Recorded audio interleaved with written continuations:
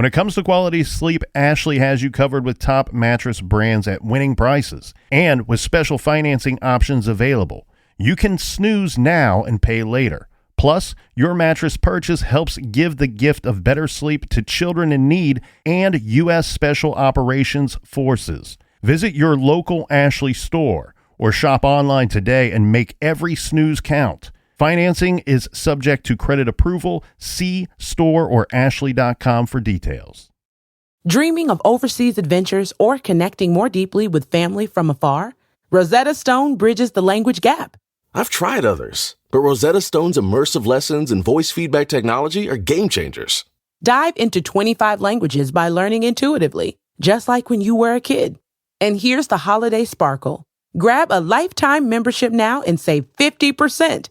Gift yourself the world. Head to rosettastone.com now and save 50%.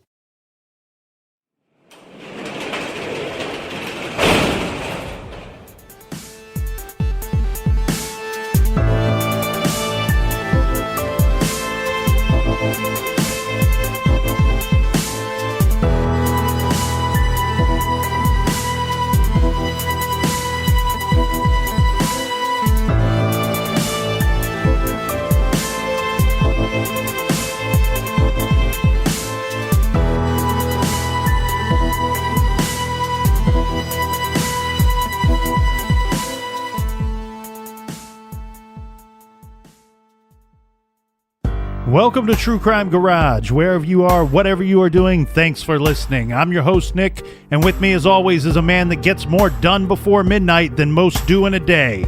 He is the Captain. That's because I'm a real Gilpin.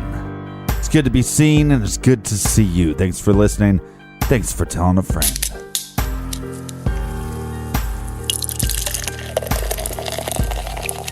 Tonight we are drinking Blue Mountain Brewery's classic lager by the good people at Blue Mountain Brewery in beautiful Virginia. Garage grade 4 out of 5 bottle caps. If you are looking for a crisp, clear, lightly hopped lager, then this baby is for you. And this fantastic beer was brought to us by, first up we have Jesse and Nick in Norwell, Massachusetts. Sending yourself a beer, I see. Next, we have Jen and Rick in Jacksonville, Florida. Also in Florida, a shout out to Belky and Homestead. Balky? Belky. That's what I do when I drink too much beer. I balky. And a big shout out to Chris with a Z in Cali. Ooh, and while we're in Cali, let's say hello to Allison from Santa Cruz, who says, keep it radical and keep it safe. Keep it radical, man. And a big we like your jib to Mary in Littleton, Colorado. And you know what? We're under a lot of pressure to release a jib. I like your jib shirt. I like the cut of your jib. So if anybody out there fancies themselves, him or herself, an artist, and you know how to draw a jib, send them our way so we can get the jib monkey off our back already. Yeah, you can send that to Nick at truecrimegarage.com or to the captain at True Crime Garage. And one more shout out, last but not least, actually, how about just last? Because this is from Aaron in Fort Meade, Maryland, who says, keep up the excellent work, Captain. Nick, not so much. So I think it's a smart bet that somewheres in Fort Meade, Aaron is running around wearing a team captain shirt, to which I say, take it off and burn it. Come to the dark side. Thank you to everybody except for Aaron for filling up the fridge for this week's show. And if you want to buy us around for next week's show, go to truecrimegarage.com and click on the donate button. All right, that's enough of the business. Grab a chair. Grab a beer. Let's talk some true crime.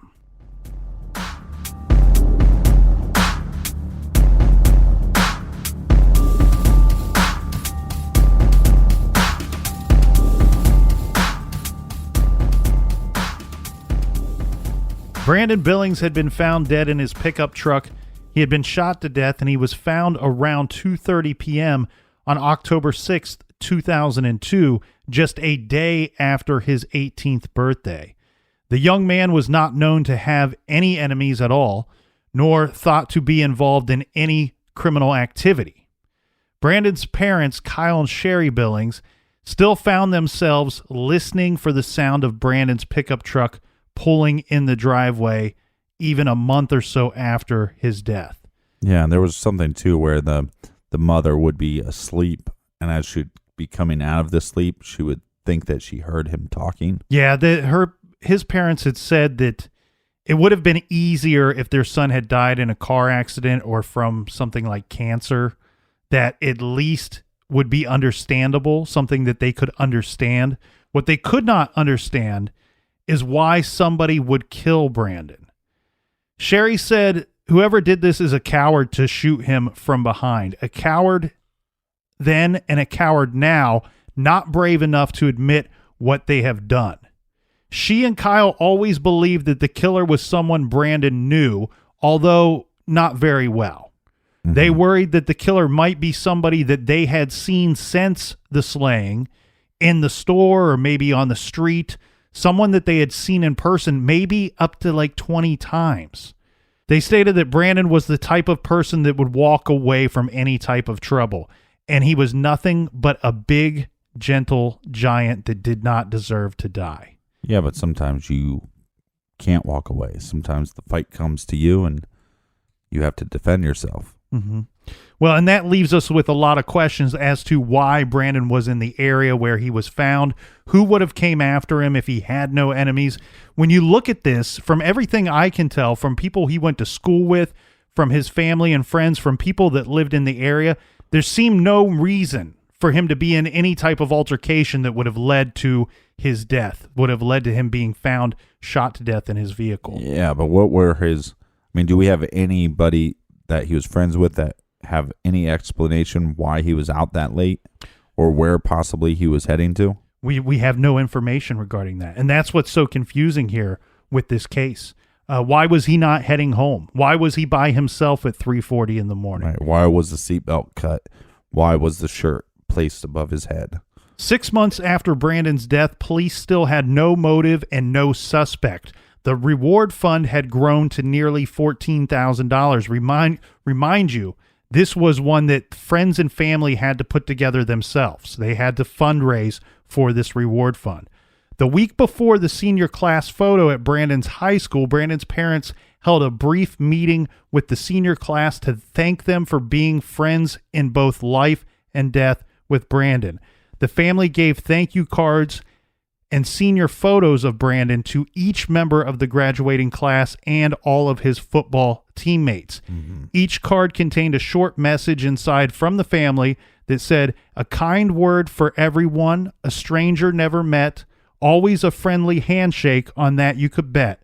From the gentle giant Brandon Billings, number 79, thank you for being a friend to Brandon. Love, the Billings family." And Brandon's mother, Sherry, gave a speech at this event, and I'll pass along some of her words.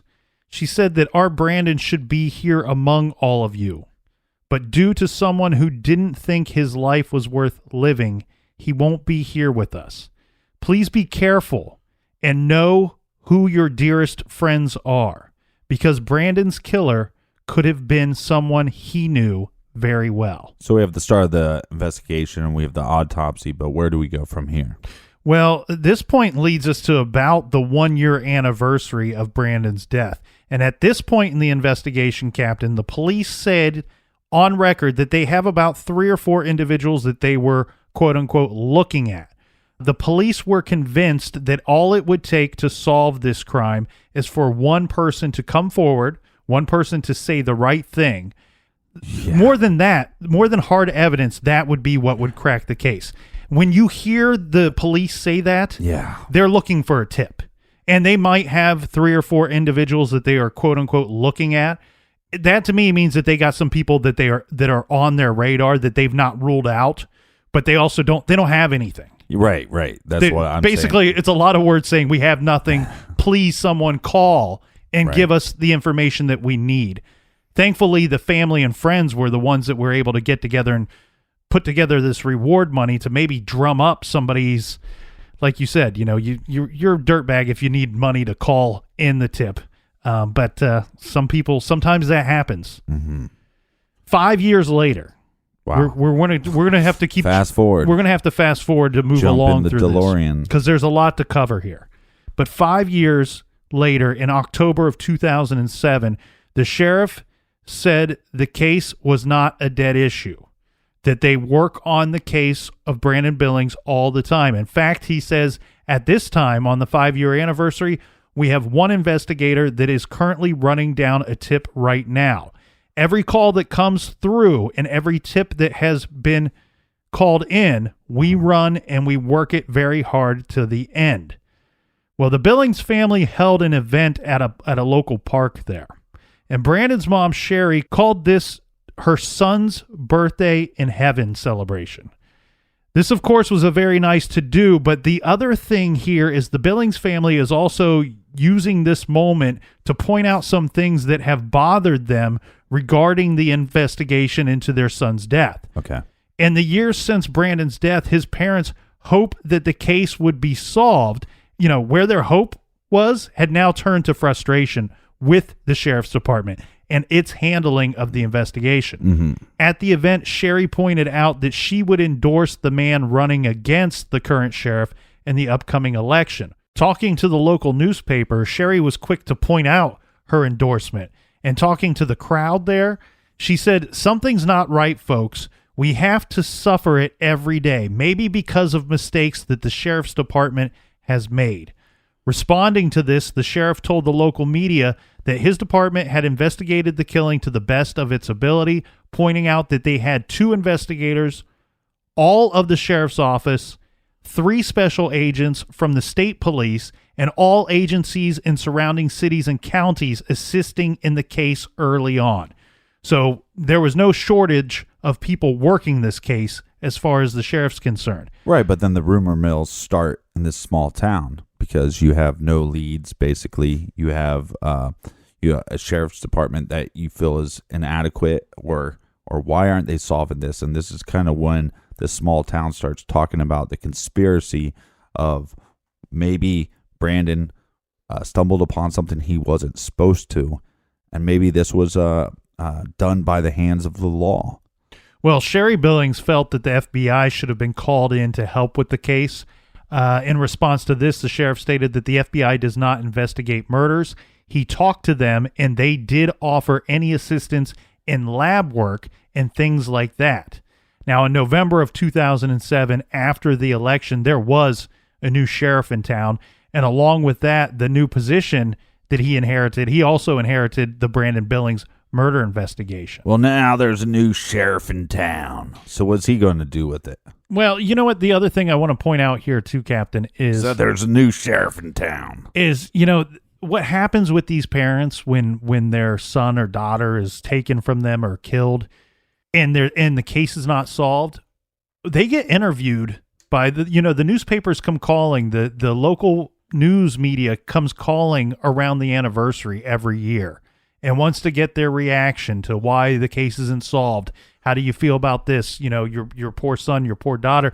And then we have these poor people, the Billings family, that have to relive this with these phone calls. Mm-hmm. But they also have the added anguish of they have their son's birthday, and then the following day is the anniversary of his death. And that, you know, that's got to hit them extremely hard every fall, every year. Well, yeah, not to mention all the football games before that. You're going to think about your son. You know, I don't know if there's any weight to the conspiracy theory here.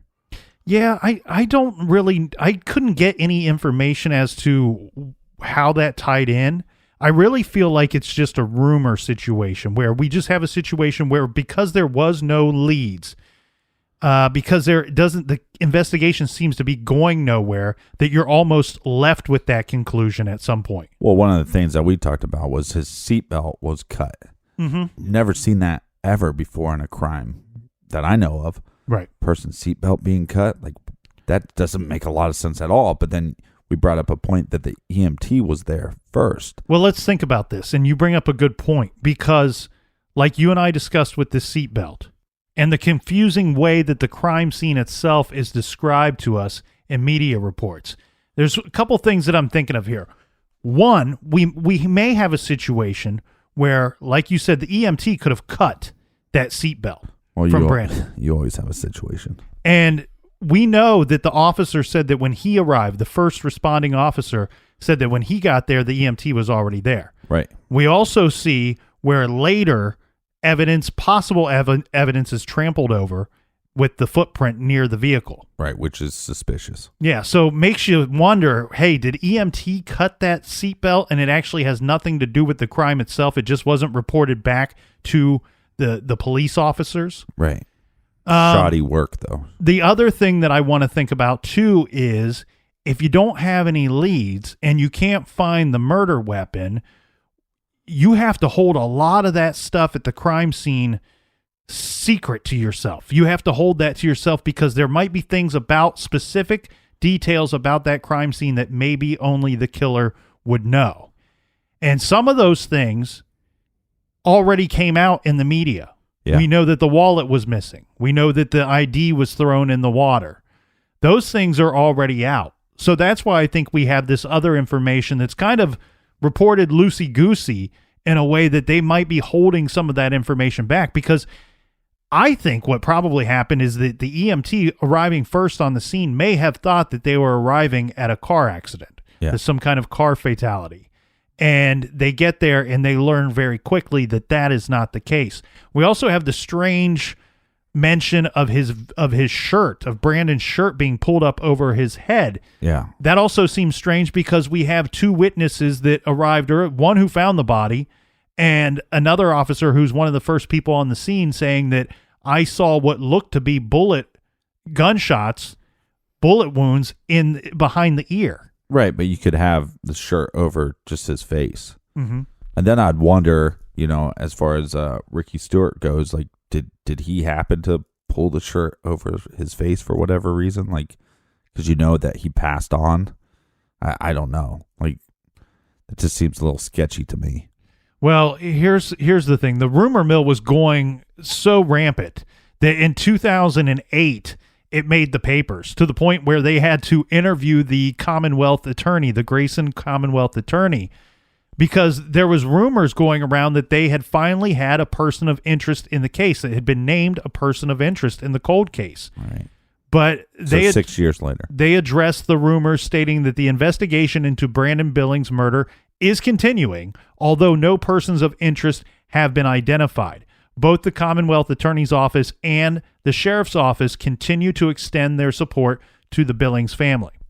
Now, I'm going to jump ahead 2 more years here, Captain. This takes us to 2010, where so far there's been no suspects or persons of interest named in the Brandon Billings case. No one has been arrested, obviously. Well, there seems to be almost no movement on this thing at all for many years. Well, we finally... Are you ready here? Are you ready for a break in the case, Captain? Yeah. Because I can understand what Brandon's parents are going through. I can understand their frustration with the investigation. Well, hold on to your buns because we are going to get a big break finally in this case. Okay, so in 2010, mm-hmm. a former live-in girlfriend of a man named Chad Allen Reeves comes forward. And she is accusing him of having killed Brandon Billings or been involved in the killing of Brandon Billings. Yeah, but we've seen this before, right? With ex-girlfriends coming out, ex-girlfriends of a criminal, and then they implement them in a case that maybe they're not involved in. Okay, do you want to hear how this goes down? Yeah, that's why I'm here. All right, very dismissive. True crime. Very dismissive. Well, we've heard this before. I didn't mean to be Okay, the dismissive. ex, this is Tammy Simone. She provided the break that implicated Reeves in the case. She described for investigators what Reeves told her in the hours after Billings was killed on October 6, 2002. Tammy Simone is a single mom with a small child back in 2002. And both of them were living with Reeves at the time. She said that she was awakened by Reeves at about 5 a.m. that day. Reeves told Tammy to go downstairs, and then he told her to count what she says is a large sum of cash that Reeves had laid out on the kitchen table. How much? A large sum of cash, okay, according to Tammy Reeves. Tammy Simone. Tammy says that Reeves was sweating quite a bit, and he was obviously nervous. saying that he kept saying, "Oh my God, oh my God, oh my God." She knew something was obviously wrong. However, Reeves did not say anything other than, "Oh my God," and pacing the floor. Okay. He did this for quite some time. It sounds like maybe as long as an hour. Then later that day, he offered up some more information to Tammy, and he told her, quote, "I fucked up. My boys fucked up." Oh. He said he actually said, quote, "We killed the wrong person. It should have been Brian Hill." Tammy Simone, apparently she left Reeves. They split up in 2004, but she did not come forward to investigators with this story until 2010, 6 years later. I understand that she has a child to protect, but you have humanity to protect as well. Okay, so let's get this straight. So we have Reeves comes back. He has a large sum of money. He's, oh my God, oh my God, oh my God, right? Mm-hmm. And then the colonel cussed on the show. I was quoting this man Reeves. Those are not my words. But okay, so let's clear this up a little bit. So what do we know about this Reeves character? He was a known drug dealer. And actually there are police and investigators in the area that actually say he was a very good drug dealer, meaning he could move drugs and he didn't get caught doing it. Right. Or he was hard to catch doing it, we should say. Tammy, the live-in girlfriend, she often would count money for him. I don't know what the sum of money was, the amount of the money was, right, but he would often have her count out the money for some reason. I have no clue what that involves. Well, I just wanted to know because, like, for some people, a large sum of money is $200, you know, and it could have been 200 ones. Now, that's a lot of counting, right? Or was it thousands of dollars? And I think that makes a difference because he is stating we killed the wrong guy. Okay. So okay, you know, implying that they killed Brandon, but then he was supposed to kill this other guy. Well, why was he supposed to kill the other guy? You know, I'm kind of reading between the lines here and looking at this, but so this Brian Hill, there was no further information reported on why Brian Hill's name came up in the case or why Reeves and his boys wanted to kill Brian Hill. My guess is that it would have been money or drug related. Right. It sounds to me like Reeves was running some kind of drug ring that he had people working and selling and moving drugs for him. Yeah. According to Tammy, I'm guessing that, you know, when the police and when investigators say that you're a good drug dealer, I'm guessing we're not talking about he was coming home with $50 or $200 or $300. Right. I'm guessing when he came home with money for Tammy to count, it was, like she said, quote, a large sum of money. It appears with his words. The reason why I bring that up, though, is because, you know, we shouldn't assume that this money came from Brandon. There would be no reason. I'm actually guessing the money didn't come from Brandon. Right. That's what I'm trying to be clear about. And here's my thoughts. Okay, so when he says, my boys screwed up, it sounds to me like his dudes just got the wrong guy. Yeah. That somehow they just attacked the wrong dude, mistaken identity, or Brandon happened to be in the wrong place at the wrong time. I don't know the answer to that. To paint this picture better, that at some point they either see him at the convenience store or they see this truck and they go, that's the guy, and they might have mistaken the truck. I think I think you're onto something there. Right. And then we have this some kind of evidence that the truck wrecks. There's some kind of wreckage, right? Mm-hmm. How did that happen? Mm-hmm. And but at what point did you know it's the wrong guy? Because at some point somebody's shooting him from 6 to 12 inches away. Yeah. So I don't know, but the picture's becoming clearer here. Well, and it actually makes a little bit of sense too, because when we were looking into this in the beginning, I kept wondering, why the hell is this case so hard to solve? We should be able to come up with some kind, at least have a suspect. You know, one of the questions that people ask all the time is, you know, if you're going to murder somebody, right? I've heard this on other murder podcast, right? They sit around and talk about how to murder somebody. No, but it's just it's the question that, when you start looking into these cases over and over, how would you go about it where you wouldn't get caught? And one of the things is always, well, you pick somebody you don't know. Well, of course. And there's no connection to. So, Brandon might have known about these guys, but I don't think he knew these guys. Well, that would be a situation where you're just murdering for fun. But let's say, sorry about that. Well, I hope nobody's murdering for fun. Right, but you're asking the hypothetical question, how would you kill someone and get away with it? Well, you pick someone that you don't know. And Right. if you don't know the person, that means you have no other reason but you want to kill somebody just to kill somebody. Right, but what I'm saying makes this case so much more difficult is because maybe Brandon didn't know Chad, and maybe Chad didn't know Brandon. Well, and that's what makes sense about this whole scenario, because we as you stated, as we all know, stranger on stranger crimes are a million times harder to solve than if it's somebody on your inner circle. It makes sense why this case went cold and why they just don't seem to have anything.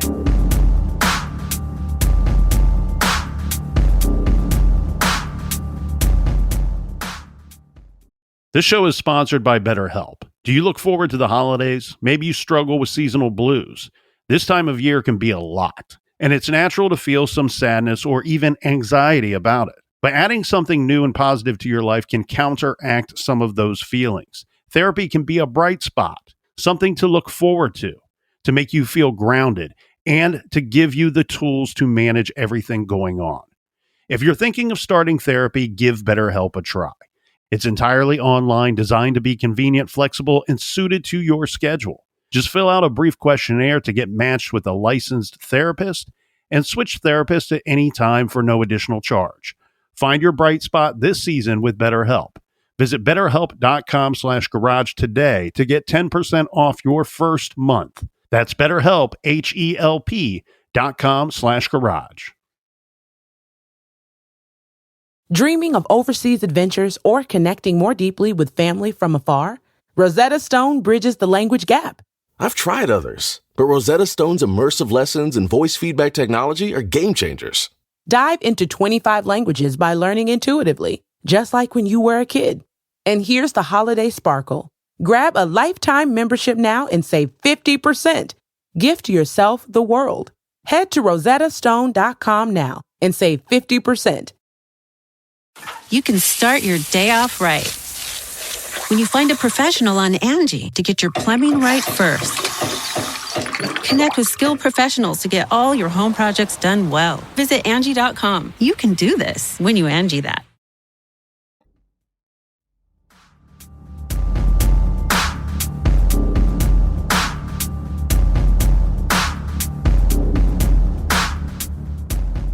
All right, we're back. Cheers, everybody. So, Captain, the Brandon Billings murder is a cold case no more, my friend. Right? In 2013, 11 years of investigating, law enforcement agencies have narrowed down the evidence enough to indict 2 suspects in connection with the 2002 death of the Galax High School student Brandon Billings. The sheriff says that 2 men were charged with killing Brandon, and they were suspects early on. The men were charged with the murder after other suspects were eliminated and new evidence came forward. The murder suspects are George Albert Harper III. He is 40 years old in 2013, and Chad Allen Reeves, who is 33 in 2013. Right, the oh my God guy. Sheriff Richard Vaughn said that there were a number of suspects in the initial suspect pool, and it was their job to follow up on leads and eliminate suspects until they were left with just these 2. The sheriff could not elaborate as to how many other suspects were eliminated. Now, Vaughn took the investigation over as a cold case in 2008 from the former sheriff, this is Jerry Wilson, whose work was commended.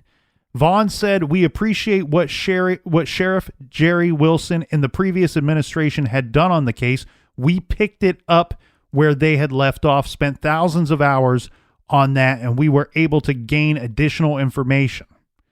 The media questioned him about the 2 suspects that were arrested, Reeves and Harper. having been looked at early in the investigation, to which the sheriff replied, in 80% of cold cases, the killer's name is already in the incident report. Over time, we were able to build the case and work with the Commonwealth's attorney and an investigative grand jury, and we were able to get enough to issue indictments. Well, and it probably helps that Reeves' ex-girlfriend came forward finally and basically said, hey, he confessed to this crime. And at this time, once these indictments were issued, no further information about the case itself, including motive or evidence, was released at that time. And as usual, and rightfully so, when arrests are made, we should not expect much information to come out before the trial. So at this time, just to be clear, at this time, Reeves was in federal prison in Kentucky. So the state charges will not be tried until the completion of his federal sentence. And then we have Harper, who was already in custody as well. He was in the Virginia Department of Corrections. At the time of the two being charged with murder, it was uncertain as to when Harper's murder trial would take place. Let's go ahead and get to the trial, right, Captain? Okay. So we have Reeves, who's going to go on trial first. Mm-hmm.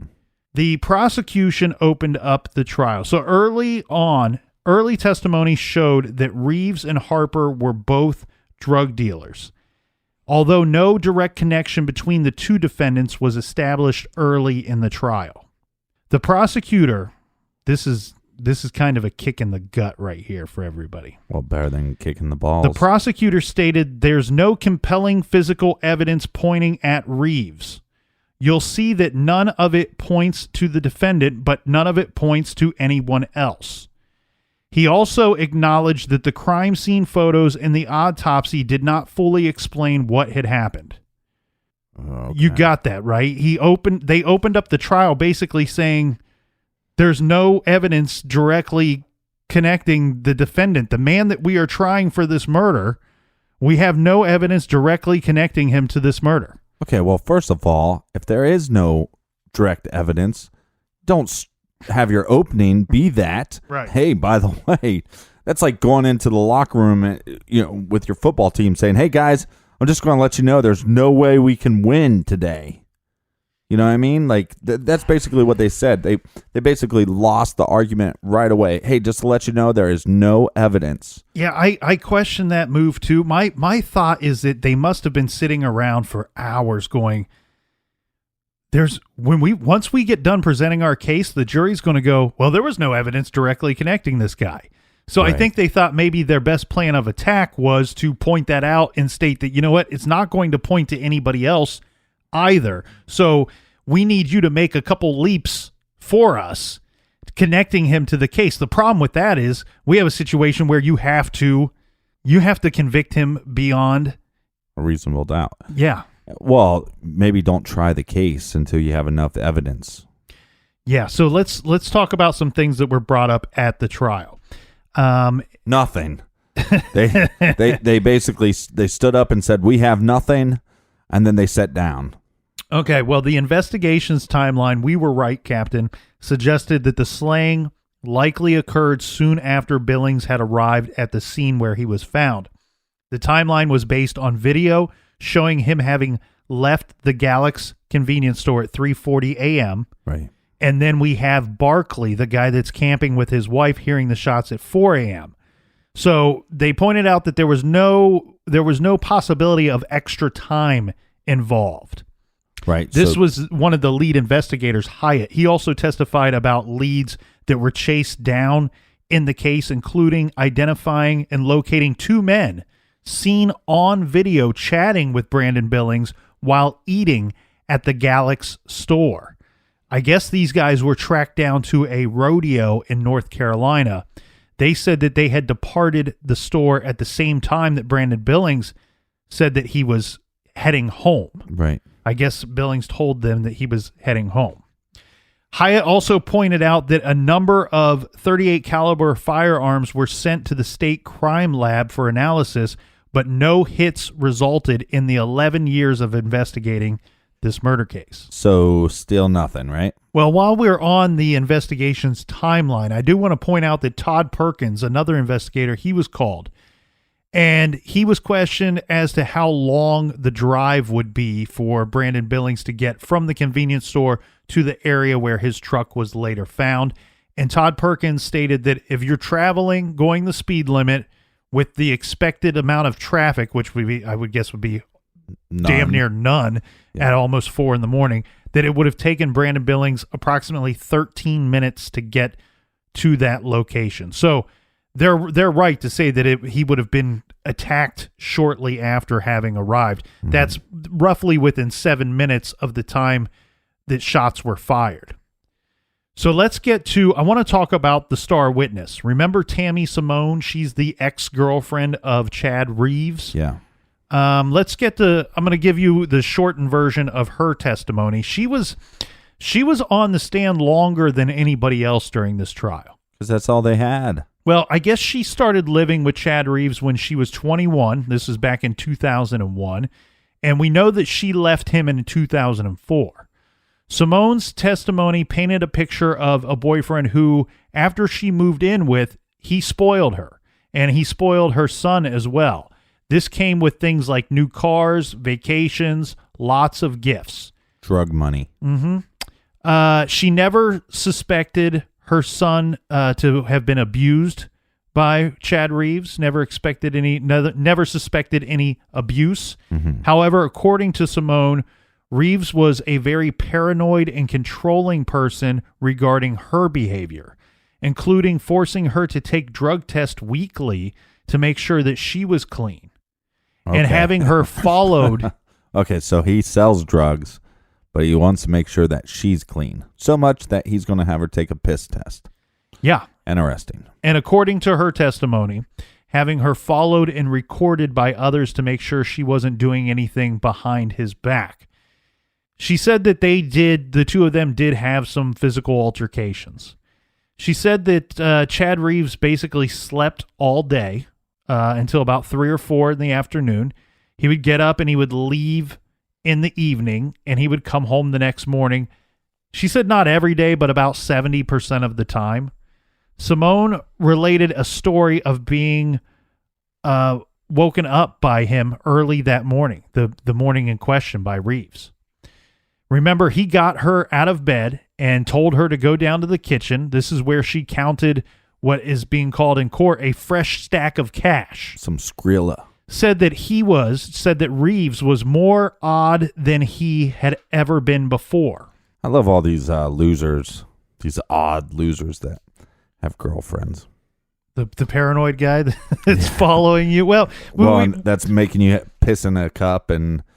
Yeah, it's a tough world for the We captain. Also have to keep in mind, though, that you and I are a little iffy on her story about Reeves being involved. Am I right in saying that? Yeah, because she has motive to lie, basically. So it almost makes you, I think if you have to question one thing she's saying, you have to question everything she's saying. But let's get back to that day, the day in question, the morning in question. She said that Reeves was pacing around the kitchen, shaking, and he had a hard time breathing. She said this went on for about an hour, maybe an hour and a half.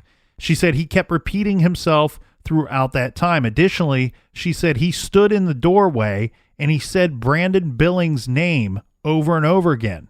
So he knew Brandon. Well, according to this testimony.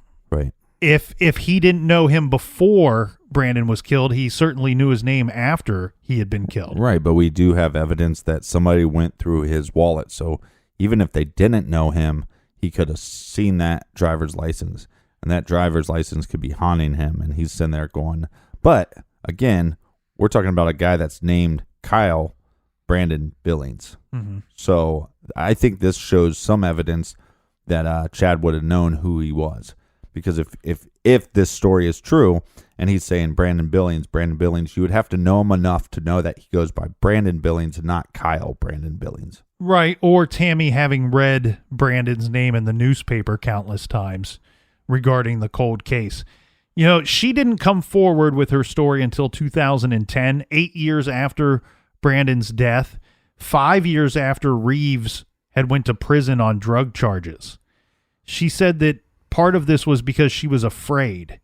Even though Reeves had never hurt her son, he had told her that if she ever left him, he would roll my mom up in carpet, douse it with kerosene, light her on fire, and make me watch.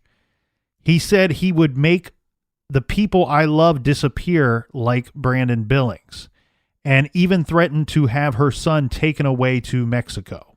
Well, the fact that she came out later, like I said, I don't applaud that because, if you have information, you need to do the right thing and tell the cops. I understand why you would, because you want to protect your family, you want to protect your son or your kids, but the fact that she came out so far later, to me, that gives her less of a motive to want to stick it to Chad for whatever reason. Yeah, and I guess I don't so much mind that it's that many years later, but when you're talking about the guy's in prison, I mean, he's in prison for years, and I understand that he's probably some kind of leader. It sounds like he's some kind of leader of losers, but still, it's been 5 years that he's in prison. Chad Reeves, leader of losers. Tammy says that she stayed with Reeves for a little bit after that night of him talking about Brandon Billings, only leaving him after she graduated from college. After she left him and tried to cut off contact with Reeves, she said that Reeves shot up her car and at some point sent a man to her house. She said that's the reason why. If he's sending people to your house. This is the stuff that sounds scary. Yeah. And she said that she called Reeves crying hysterically, reminding him that the car that she had was her only means of transportation for both her and her son. She said that she didn't recall what Reeves' reaction was at the time of that phone call, but he eventually called about a week later apologizing, and he offered to have the vehicle fixed if she came back and gotten a relationship with him. Right. At no point in the trial, this is kind of the strange thing here, though, too. At no point in the trial did Tammy ever mention the name Brian Hill. Now, remember, we stated that that's in her original report to police. Yeah. That's who he said that Reeves said that they were supposed to kill. Right. So I'm not certain why the prosecutor wouldn't at least bring up the person Reeves stated he was the intended target of the shooting that ended up killing Brandon Billings. Right. Especially when you have a situation where you're saying the autopsy report and the crime scene photos don't really explain to the jury what happened. You kind of have to Bob Ross it and paint this picture for these people. So let's talk about this. Happy trees. We have what would be the connection to these two suspects and the victim. Well, we have Patricia Davis. She is called to the stand. She is Brandon Billings' aunt. Okay? She's called to the stand by the defense, which seems strange. Yeah. But she's asked about George Harper. He's the other suspect. He's not on trial here, but he's the other suspect in Billings' death. Patricia Davis recalled an event at August 2002 called the Old Fiddlers Convention in Galax, where she and Brandon were together. She and Brandon saw his girlfriend at the time, Elizabeth Edwards, with this George Harper, stating that Brandon was very upset with this and decided to leave the convention. Now, later in the murder investigation, the sheriff's office came to her and presented her with a book of pictures of different people and asked if she had recognized any of them as being the person that was seen with Brandon's girlfriend at this convention. And she picked out this Harper guy. She picked out the George Harper guy. So if we buy the girlfriend story against Chad Reeves, then maybe Chad was told by Harper that this was the wrong guy, but actually Harper was targeting Brandon for a reason. It's just confusing because there doesn't seem to be much of a connection between the two suspects and the murder victim, and there seems to be even less of a connection between the two suspects themselves. Now, I understand that they're both known drug dealers. Yeah, but they're both drug users as well, right? I don't know that. Just because they're a dealer doesn't mean that they're a user. So I mean, maybe their connection is not well known. It's obviously not well known to the police or to the prosecutor, because that doesn't seem to be presented very well at the trial itself. Now, we have another woman who's called Jennifer Schaffner is called to the stand. And she worked as a home health care nurse at the time of Billings' death. One of her patients was George Harper's grandmother. And she testified that through the course of working there, that her and George developed a friendship. And during this friendship, Harper once told her, "I didn't do it." This is in reference to Brandon's case. "I didn't do it, but if I did, this is how I would have done it." And he pulled her shirt up over her head and made a gun with his hand, and made a gun, with his fingers and his thumb there. Right. And put it behind her ear and said, "Bam, bam, bam." She said, "This scared me enough to quit." She didn't quit her job, but it sounds like she quit working for Harper's grandmother. So Schaffner decided at first not to go to the sheriff's office regarding this. And why pull the shirt up? I don't know. That's just what he did. That's just what he did to her. He pulled up her shirt, stuck his, fake gun behind her ear, and pretended to be pulling the trigger. Mm-hmm. The problem with this is this rings true with some of the facts that we know of the case and how he was found, how Brandon was found. Schaffner indicated that Harper was still talking to her even after she no longer had his grandmother as a client, talking to her and texting her some. Okay, this is what I don't understand about the world. Okay? We have this lady that claims that this individual basically reenacted how he would have done the murder, and that's how the murder took place. And it scared you enough to not work for his grandma anymore, right? Mm-hmm. But you continue to text him and talk to him on the phone. Like, it doesn't make any sense. So it's like, then it makes it hard for me to believe your story at all. Are you stupid? Are you a liar? It doesn't necessarily mean that she was happy to receive communication from Harper. Right, but she kept replying. We don't know that. Okay.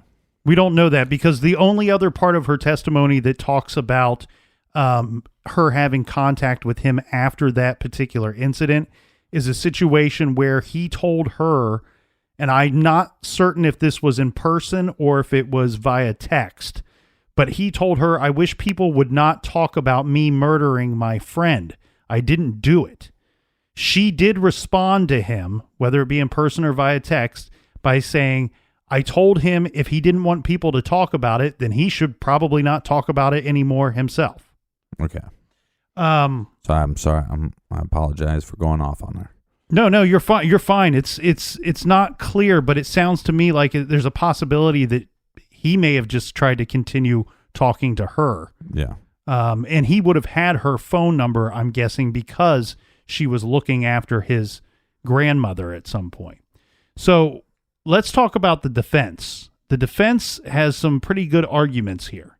The first one being is that they point out that there are 22 lab reports that are presented at court, and nothing in any of those lab reports points to Chad Reeves having been involved in the murder of Brandon Billings. Right. Stating that basically, except for the fact that we have Tammy Simone saying that he was involved, we got nothing here.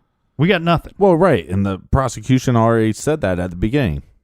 Yeah. We don't have anything here. Well, they went on to point out that, Simone, after having left Reeves in 2004, that she had gone to the magistrate to take out a warrant on Chad Reeves for malicious wounding, assault, battery, and destruction of private property, pointing out that during no point of this meeting with the magistrate did she ever mention the most well-known unsolved murder in the history of Grayson County. Right. Then he points out that in 2010, when she came forward with the story, she was flirting with a cop in Galax, and then all of a sudden the story comes out. He also pointed out that Brandon Billings was found with his pants unzipped and undone, with blood flowing up, nothing flowing down his chin. He went through several of the details about the crime that were not known, and he actually is getting somewhere with this, and it's take a minute to get there, but pointing out some other things too, that there were tire tracks beside the rock that was found with Brandon Billings' blood on it. Right. States that this was in a turnaround area. Remember, the investigators stated that it was about 100 feet away from the truck. He's describing this area as an area that people would turn around their vehicle to go the other direction. So this is the first time that they're releasing the information that Brandon Billings' pants were down. Correct. His pants were unzipped and undone. It doesn't sound like they were down. Okay. He also stated that inside the truck, the armrest was tore up, and there was a red baseball cap found somewhere on the ground at the crime scene. I think he's bringing this up to just point out that there's a lot more stuff going on at the crime scene than we were, one, aware of.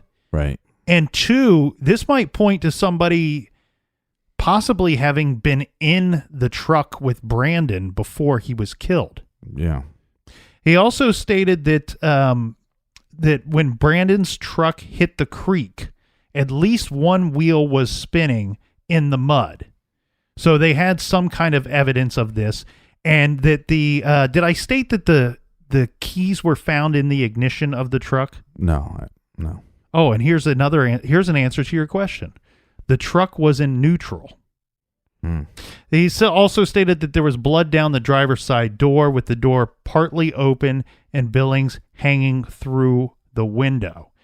Also stating that Billings was shot with a .38 caliber weapon 3 times in the head and once in the neck, and no gun or guns were recovered ever that matched to this crime. Now, we said that the prosecutor, in our opinion, failed to paint a picture for the jury as to what may have taken place, what led to Brandon having been killed that night. Well, in contrast to that, we have the defense, who is going to start to paint a picture of what if for the jury. And this starts with him saying that the way that the truck was planted in the creek, the passenger side door was blocked by a tree, preventing it from being opened. And he asked the jury, was someone inside the truck pushing their way out? The driver's side door had blood on it, pressed against it as if someone was pulling someone out of the cab on the driver's side. He also pointed out that DNA from Brandon Billings' girlfriend was found in his pockets on his pants. Okay. And that the Rock House area is known as a quote-unquote lover's lane. But we have surveillance and eyewitnesses at the convenience store, and nobody ever claims that they saw her. Nobody claims to have seen Brandon with anybody leaving that convenience store. Right. And so he points out the question, is this really my defendant, a case of killing the wrong guy, or is this a lover who is jealous? I don't know. The defense also pointed out that there was DNA found at the crime scene of a second unidentifiable person. So just there's a lot more going on here than, in my opinion, there's more questions here brought up at trial than there are answers presented at trial. Basically, we come full circle to basically say we know nothing. Yeah, well, the jury, they deliberated for 4 hours after the trial was over. The trial only took 3 days. Yeah. And it's probably not a good sign when the trial only takes 3 days. Basically, they called about 10 witnesses, and only one, that being Tammy Simone. Well, I mean, you could debate it.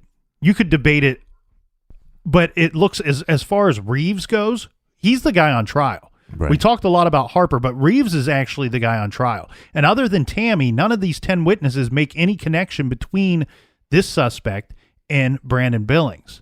They deliberated for 4 hours, and Reeves was found not guilty. Now, he will not be released. He will not go free. He will actually return to federal prison because he was serving a 15-year sentence at the time for drug trafficking charges from back in 2005. The weird thing here, though, is we do have Harper that is called to testify in Reeves's trial. Yeah. And he was asked, were you present the night Brandon Billings was murdered? His answer was, I refuse to answer under grounds that I may incriminate myself. He was then asked, do you know who killed Brandon Billings? And again refused to answer the question. then asked, "Did you kill Brandon Billings?" To which Harper replied, "No, sir." After the trial of Chad Reeves, we have Harper, George Albert Harper III. He was charged with perjury because he had to give testimony under oath multiple times, sometimes in front of the grand jury, sometimes in front of the jury at this trial. The problem is, in those situations, he was under oath, I believe, 3 times. He gave a different story. So he perjured himself at least once, more likely twice, because having given 3 stories. So to which he ends up pleading, he pled guilty to the perjury charges. He's back in prison on his old charges plus these perjury charges. He is the murder charges against him for the case of Brandon Billings has ultimately been dropped. The prosecutor is stating, though, we're not throwing him out as a suspect. The problem is, Reeves went free. We need more evidence. Yeah, we can't have another 3-day trial. We can't bring Harper to trial after this, and he ends up walking too. So they're still looking for the evidence that is needed in this case. Do I want answers? Of course. Do I want somebody to be guilty? Of course. Do I want there to be justice for Brandon and for his family? Of course. The problem is, there's nothing that I can look at in this trial, and as far as the evidence goes, that points to me that they got the right person or persons. Right, and it doesn't point that they didn't. It's a matter of finding the truth. Yeah, and as frustrating as it is that there's no one to hold accountable for this tragic death, for this horrible murder, there's just nothing here. I mean, our system would be completely broken if Reeves would have been found guilty on that day.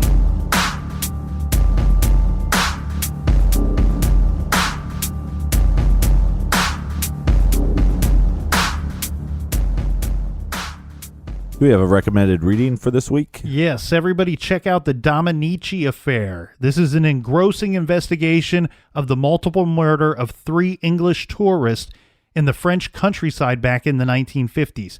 Written by Martin Kitchen. He does a great job, a fantastic job, as he recreates the tangled threads of this famous case, reconstructing the facts of the triple homicide. Check out the Dominici affair by Martin Kitchen. And you can check out all of our recommended books on our website at truecrimegarage.com. Click on the recommended page. Thank you guys so much for listening. Thanks for coming into the garage, drinking some beers, and hanging out with us. It means the world. That's right. And until next week, be good, be kind, and don't litter.